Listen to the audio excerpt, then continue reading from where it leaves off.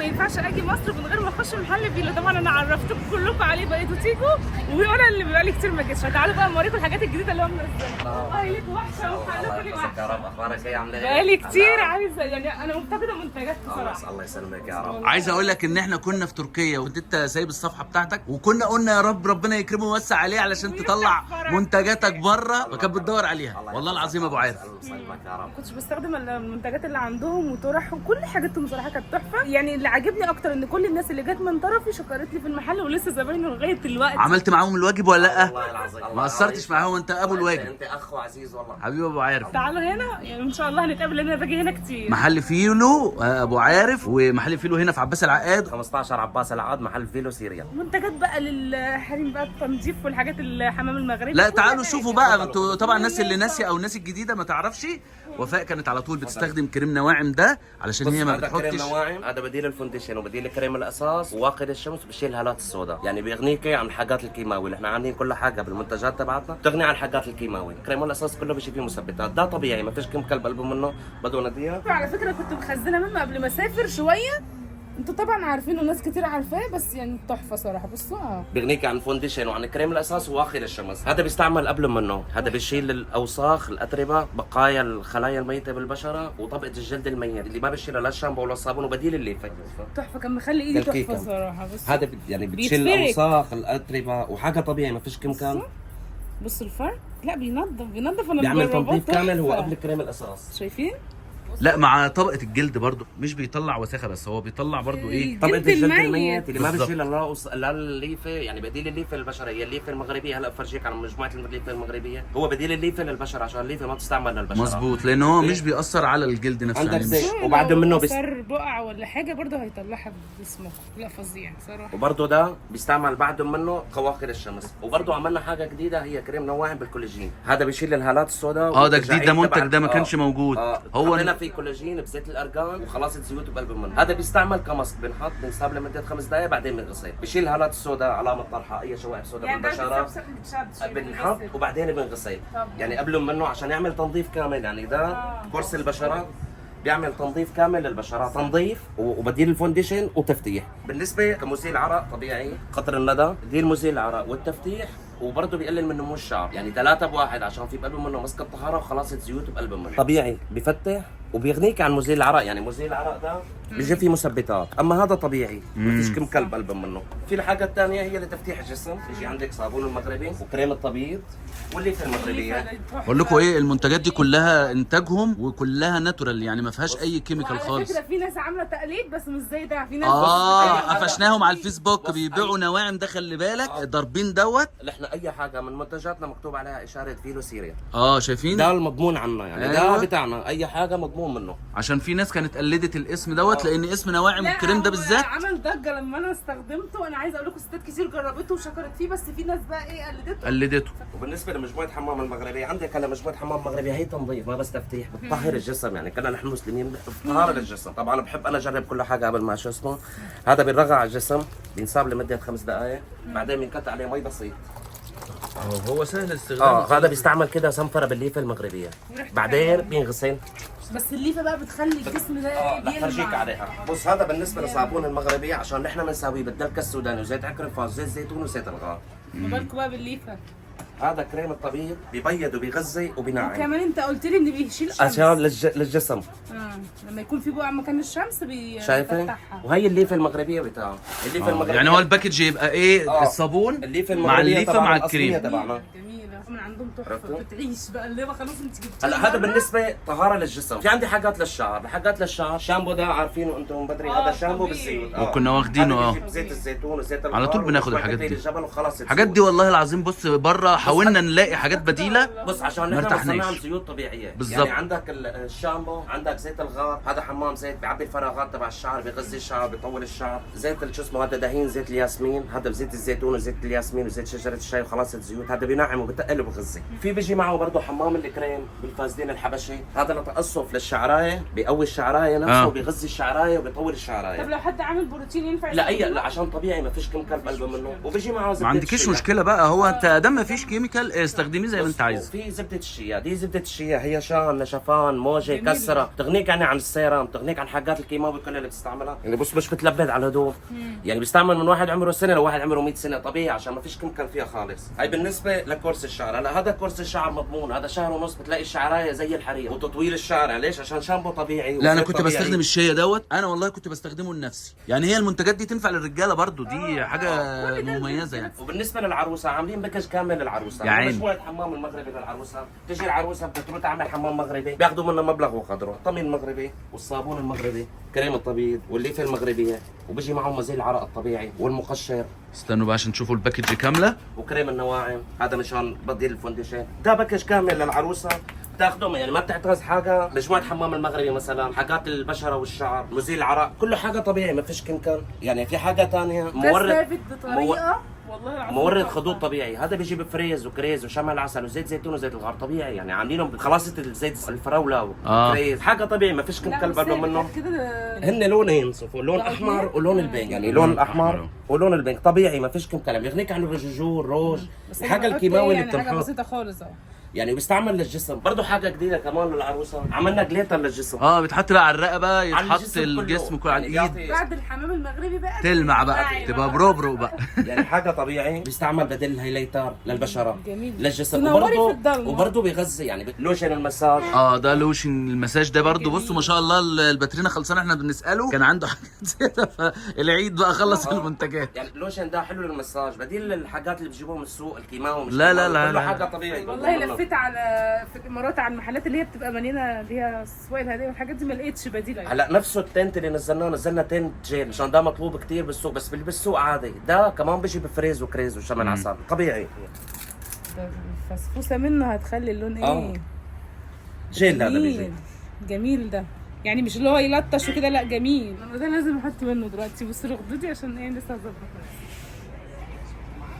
وعلى فكره ممكن تستخدموه للشفايف برضه اهو، والله جامد حلو قوي. والاحلى حاجه بقى ان هو ثابت، بصوا الالوان بتبقى ثابته معاك طول اليوم. اللوشن معروف، هذا لوشن برضه بيحطوه تغذيه للبشره والجسم. معلش انا بحب اجرب كل حاجه عشان ايه حاجاتنا تكون مضمونه باذن الله. لا مضمون، احنا مجربين كل ده، بس المنتجات الجديده دي بس وفاء اللوشن طبعا ده حاجه طبيعيه للجسم، ما زي اللي مع اللوشن، يعني بيجي بريحه بياسمين الشامي، بالتوت البري، بالرمان، يعني خلاصة الزيوت بقلبه من النار. هذا بالنسبه للوشن للجسم. الكريم العين اللي عندي تبع الهالات السوداء معروف، ده بيجي مع كريم نواعم، ده بشيل الهالات السوداء اللي بالعين خالص، يعني بشيلها اياهم خالص، يعني خلال شهر ونص بشيلها كلها. طبعا مزيل العرق في منه الوانه، زهره الياسمين، الفواكه، الزنجن درنجن، في الشاورات نازلين جديد، شاورات تبعتنا احنا ده اللي كنا عارفينه، ده اللي كنا بناخده.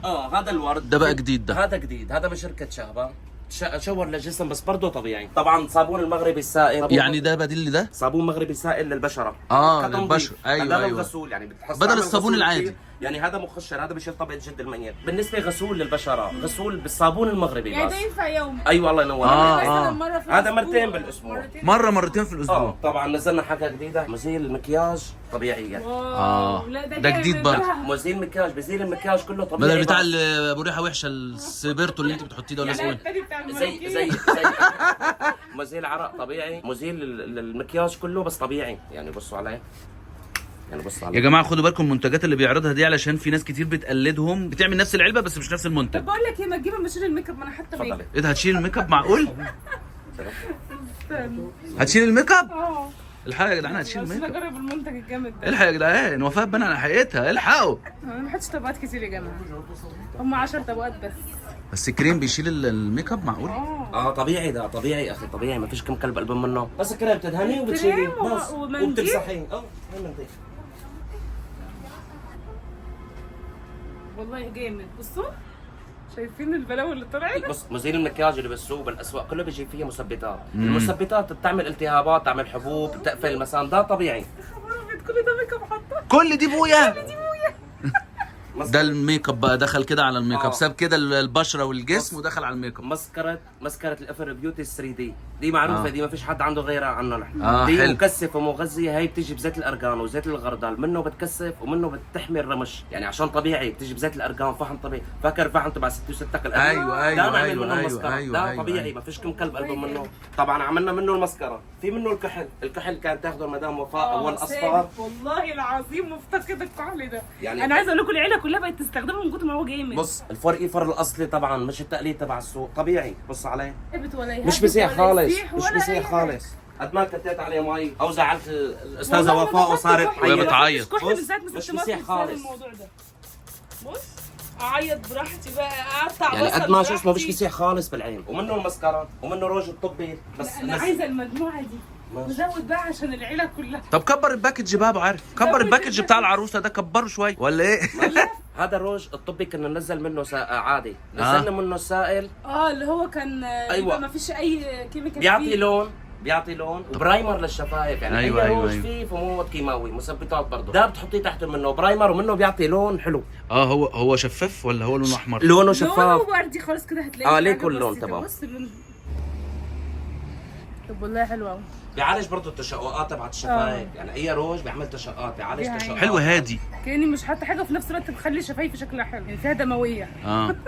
ده مسك الطهاره اللي احنا بنجيبه وبنعبيه، طبعا عليه اشاره فيلو، ده ريحته بتضل ثابته 48 ساعه. ما هم بقى ايه كل ما غسلته بالمي آه. كل ما بتطلع. وانا على فكره منتجاتي كلها عملت لها لزقه فيلو عشان الناس ايوه عشان الضر. شفنا ناس الله يسلمك يسامحهم كانوا عاملين المنتجات ديت وكانوا كاتبين عليه اللي حمدي ووفاء قالوا عليه. والله. يعني شفت البجاحه لغايه فين؟ عشان كده سويت انا عملت اي حاجه عليها اشاره فيلو سيريا. لا بس يعني متابعينا الناصحين بقى عرفوا ما هم المكان. عرفوه، عشان كده بقول لكم العنوان، علشان انت ليك فرع تاني يا ابو عارف. الفرع التاني فين؟ الفرع شبين الكوم. في شبين الكوم، يعني الفرع ده والفرع بتاع شبين الكوم، شبين مفيش الكوم. فروع تانية. لا بس في اونلاين. في توصيل اونلاين. برضه اللي بيحب يستعمل ككريم اساس للبشره، هو احسن حاجه بالسوق معروفه هي فيت مي. بس فيت مي الاصلي طبعا فيت مي. في منه مضروب فعلا بره. فردي على ايدك. كريم الاساس الفيت مي معروف انه برضه حاجه ما في مثبتات كثير. هذا كريم الاساس بيرجي فيه شويه مثبتات، مش اقول لك مثبتات كثير، بيجي حاجه يعني كمان خفيفه على البشره اللي بيحب يستعمل فوق كريم نواعم كريم اساس. بس التغطيه بتاعته حلوه. اللي هو والكحل والمسكره بيغنوك عن حاجات كثير. وكده عملنا باكج كامل، كده صار كريمات طبيعيه كلها للبشره. وهلا بعرضكم اياه كله للعروسه للبشره والجسم بديل فونديشن. وبرضه الميك اب اللي بيحب يستعمل ميك اب. الملاحق لو جيت هنا مش تحتاج اي حاجه من بره. احنا نزلنا حاجه جديده، البارفان. في البارفان التركيب والبارفان الجاهز. بارفان الجاهز في سيم اوريجينال واوريجينال وهيكوبي، يعني جميع المعدلات مستويات. برضه التيجان والهيربيس للعروسه، تاج والهيربيس كلهم باذن الله تعالى تاخذوا عنا احلى اسعار واحلى شغل. يعني انت كده شغال مع العرايس الجداد والعرايس القدام واللي عايزه ترجع عروسه تاني. في حاجه حلو قوي. دي اللي نزلناها. البارفان زي الاوريجينال بس تركيب. ده الزيت مضمون. ده ثباته بيبقى اقوى من ده. الله ينور عليك. عشان ده نحن من شركة علوان. شركة علوان معروفة بحلب عنا، يعني من أعلى الشركات بالنسبة للزيت التركيب. معروف هو بسوريا عنا كلها. طبعا كلهم منزلين عليه عرض. طب ازايز انت اللي انت عايزه بتعبيه بالكميه اللي بدك اياها، الشكل اللي انت عايزه. ايوه اللي عايزه شكل واللي عايز كبير واللي عايز صغير. الاحجام اللي انت عايزها. طبعا كل الروائح. في حاجه جديده احنا منزلينها اسمها دلع البنات. دي ميكس عاملينها. طبعا دي ده ولا اللي انت جبتيه؟ ده طبعا ده اسمه نحن عاملين ميكس فواكه على احماض على اخشاب، ثلاث روائح مع بعضها عاطيه ميكس بقلب منه. وفي حاجه جديده رجالي برضه اسمها بيريلا. دي مش هتلاقيها عند حد، دي الميكس بتاعنا. لا الاستاذ حمدي دي يا عيني. هلا اعبي لك ازازه برضه. دي بوريلا برضه بتيجي ميكس رجالي كثير حلوه. لا وبرضه حلو. كل الروائح موجوده. في اي بي سي الحمراء، البلاك افغان والاعواد كامل عامه. يعني اي حاجه بتعتازها بالبارفون تلاقيها عندنا باذن الله تعالى. الله يوسع عليكم. انا بصوا يا جماعه ملخص الموضوع، محل فيلو سيريا، كل المنتجات اللي هي الناتورال كلها طبيعي، حتى البرفيوم اهو الراجل عامل قسم تاني تركيب. وبرده كل منتجاته هم اللي بيصنعوها. المكياج تلاقيه برا الاسواق كلها عم بيع حاجات شعبي وحاجات في الحمد لله رب العالمين. الروجات مش بنجيب الروجات غير من اعلاها. تلاقوها بالسعر شويه مش حنينه بس ما هو علشان نظيفة. احسن طبعا. يعني اهم حاجه الرخيص غالي. الحاجه نظيفه. وبعدين خدوا بالكم بقى ان اللي جاي عن طريق الفيديو دوت بيتعمل معاه خصم غير اللي بيجي عن طريق الشارع. الناس اللي بتبقى جايه من الشارع من عباس العقاد يتعاملوا معامله محترمه وكل حاجه وبياخدوا حقهم، ولكن اللي بيجي عن طريق حمدي ووفاء هو هيجي ايه بقى عارف على طول. بالنسبه ده كرسي العروسه منزلين عليه عرض عشان حمدي ووفاء للعروسه كمان. يعني توتال اسمعوا بقى. كرسي العروسه كله كامل مش هتحتاج اي حاجه ثانيه، يعني كريم الاساس موجود، الكحل موجود، بديل كريم الاساس موجود، مجموعه حمام مغربي موجود، مجموعه الشعر موجوده، مجموعه البشره اللي فرجيتك عليها موجوده، برضه الجليتر تبع الجسم موجود معهم، يعني باكج كبير. عروسه بحب تتنور موجوده مع دول حاجات في هديه، وبرضه عشان كل عروسه كامله التيجان والهيربيس والبارفون كله مجموعه مع الجسم. الله اكبر عليك. طيب يا عروسه، الف مبروك يا عروسه، الف مبروك يا عروسه، يلا تعالي. هي بالنسبه للمنتجات الطبيعيه بتاعنا والمكياج يعني كل حاجه موجوده باذن الله بالمكياج والكريمات وكل حاجه، على بالايشادو، على بالايشادو العلب المكياج الكامله اللي مش موجوده عند حد. اشكال والوان تحفه كلها. هو ايلاينر فيت مي، ده الاصلي، ده في منه بالسوق كثير مضروب طبيعي، يعني بيجي الفيت مي معروف. تنزلي بقى البسين، تنزلي البحر، تنزلي مطرح ما تنزلي هتلاقي تعيطي تعيطي. تحفه صراحه. من غير ما تعيطي، دموع الفرحه اقصد. عشان لو سافرت ابقى معايا خزين. هي بالنسبه للمكياج والكريمات عامه.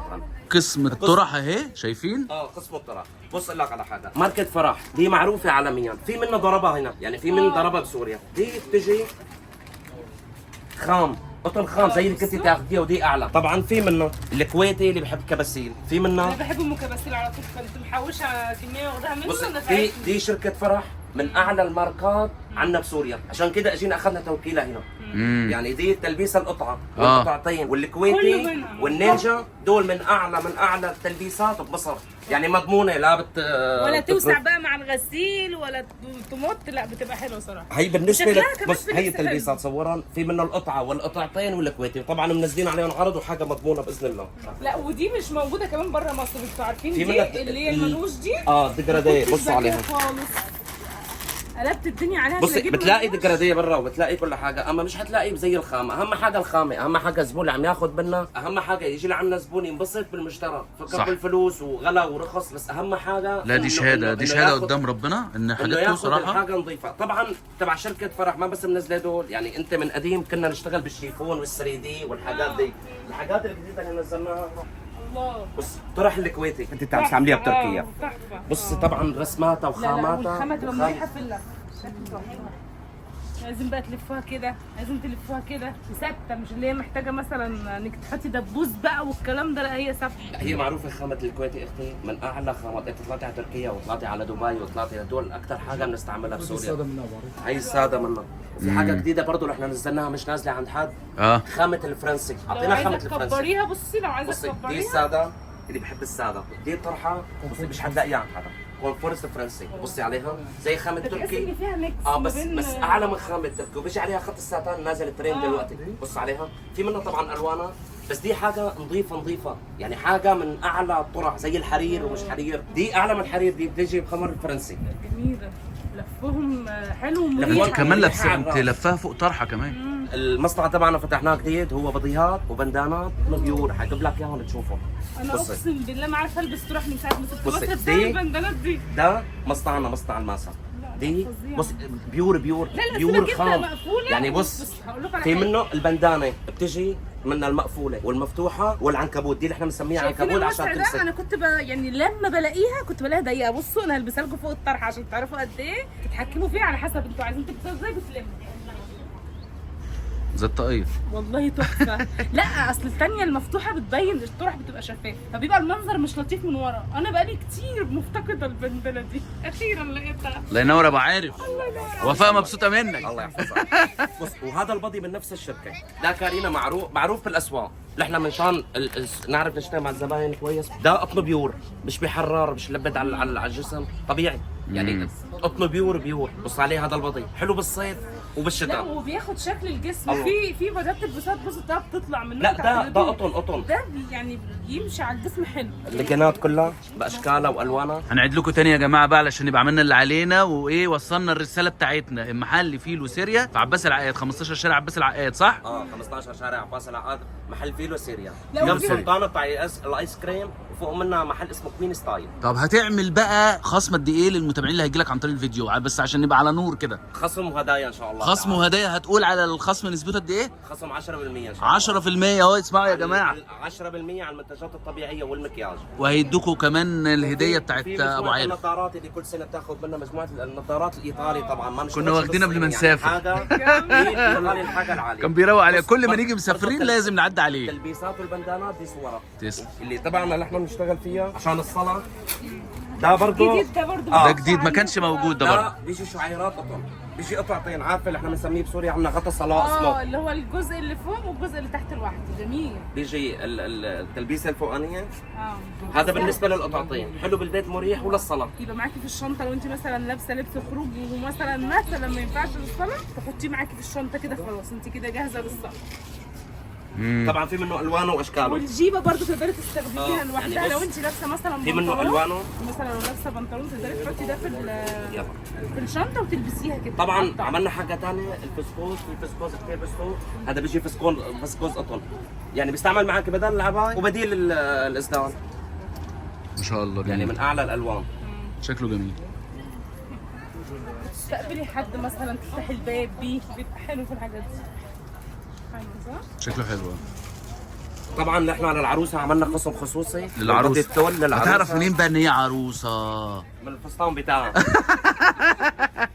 ما ممكن واحد يقول لك انا عروسه عشان تاخد بص، خصم. بدي التول باشكاله والوانه كله ما ده لسه والمقاسات بقى كله. كنت عايزه اقول لكم عليه ان انت لما تجيبي فستان بتدخي على نفس الدرجه انك تلاقي البادي والطرحه. لا هنا مش هتدخي. كل الوانه واشكاله. يطلع لكم بدي نفس بس الدرجة. بيجي بدي التول والطرحه التول، طرح السواري التركي برضه من اعلى الطرح. الساتان من اعلى الطرح معروفه للعروسه. بص الحرير، طبعا الوان الحرير كلها موجوده عندنا، والسواري كلها موجوده عندنا. هاتي انت بس الفستان وتعالي. وعاملين عرض للعروسه، البادي التول والطرحه السواري والتربون السواري عليهم عرض للعروسه كرمال استاذ حمدي. الله ينور عليك والله، والله ما قصرت. نفس العرض. والله ما قصرت. طبعا بص يا ابو عارف، انا هقول شهاده لله، حتى يا جماعه لو ما فيش خصم اقسم بالله الحاجات دي تستاهل ان انتوا تجيلوا مشوار. احنا جايين من اسكندريه، انت عارف احنا قاعدين في اسكندريه. والله العظيم وفاء جايباني مشوار من اخر الدنيا علشان الحاجات كل اللي هي ذكرها دي كلها وفاء بتاخدها. بقول لكم على حاجه كمان، انا لقيت المحل قافل، فضلت قاعده مستنيه باكل كشري على ما المحل فتح. دخلنا ضربنا كشري عبال ما هو فتح. فربنا يوسع عليك وربنا يزيدك يا رب ويكبر كده، علشان الراجل صراحه الناس شغالين وبيعملوا شغلهم بنفسهم، والشغل كله زي ما انتم شايفين كده عمال بيطور. فالله ينور عليكم، تستاهلوا كل واي خير. حاجه بيعتازوها من الطرح، من البطيات، من المكياج، من الكريمات، كلها تعالوا بإذن مش الله هيأثر تعالى معاكم. حاجه مضمونه واسعار حلوه باذن الله بس. تعالى. من اعلى الحاجات باذن الله تعالى. اي حاجه بتاخديها من محل فيلو مضمونه. طبعا عندنا تشكيل الطرح كامل، 3 دي، الشيفون، اي حاجه تعتازيها كحجابي موجوده، اي حاجه تعتازي ككريمات موجوده، اي حاجه تعتازيها كجهاز العروسه كامل موجوده باذن الله. اظن كده كل حاجه متاحه. يعني لازم تيجوا بقى ان شاء الله وتنوروا المكان وتقولوا ان انتم من طرفنا، وانا هسيب لكم العنوان، هسيب لكم اللوكيشن، وتيجوا بقى ان شاء الله وهتلاقوا ومعروف محل سيرو فيلو سيريا. وبرضه صور لك اياه من برا دلوقتي بننزله على الصفحه عشان الناس كلها ما تضيع فيه. تمام. وباذن الله منتجاتنا دي كلها باذن الله، والطرح واي حاجه بيجي من طرف حمدي وفاء له احلى خصم، وخصم ال 10% على الكريمات والمكياج. والطرح ان شاء الله نعطينا هدايا، بس الخصم دي على المنتجات بتاعنا ان شاء الله. بإذن تمام الله تعالى. حبيبي ابو عارف. هيجي هيلاقيني لان انا باجي المحل هنا على طول. ان شاء الله.